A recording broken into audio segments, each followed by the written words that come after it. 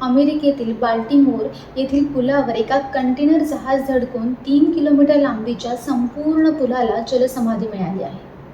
हा अपघात घडल्यानंतर या जहाजासंबंधात एक मोठी माहिती समोर आली आहे.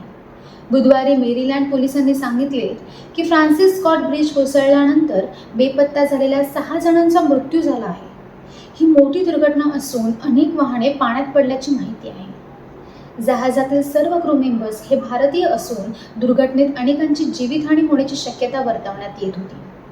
मात्र 2 पायलटसह सर्व क्रू मेंबर्सचा शोध लागला असून आत्तापर्यंत कोणतीही जीवितहानीचे वृत्त नसल्याचं कळत आहे. दरम्यान यापूर्वी अमेरिकेचे राष्ट्राध्यक्ष जो बायडन यांनी बाल्टिमोर पूल कोसळल्यानंतर 8 जण बेपत्ता असल्याचे सांगितले होते.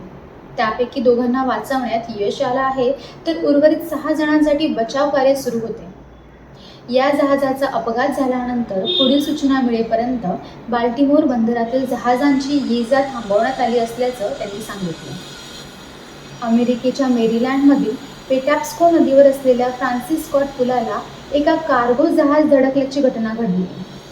न्यूयॉर्क टाइम्सने दिलेल्या वृत्तानुसार अमेरिकेच्या वेळेनुसार रात्री 1:30 वाजता ही दुर्घटना घडली. पुलाला जहाज धडकल्यानंतर त्याला आग लागली. फ्रान्सिस स्कॉट पुलाला धडकणारे जहाज हे 948 फूट लांबीचं होतं. पेटॅप्स्को नदीवर 1977 मध्ये फ्रान्सिस स्कॉट पूल उभारण्यात आला होता.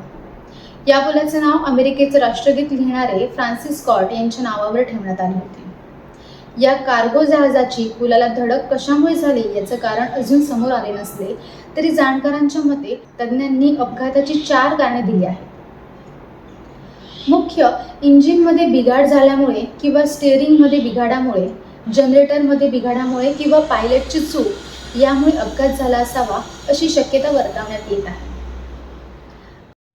असेच ताजे आणि अपडेटेड व्हिडिओ पाहण्यासाठी देशदूतच्या सोशल मीडियाला लाईक करा, शेअर करा आणि सबस्क्राईब करा.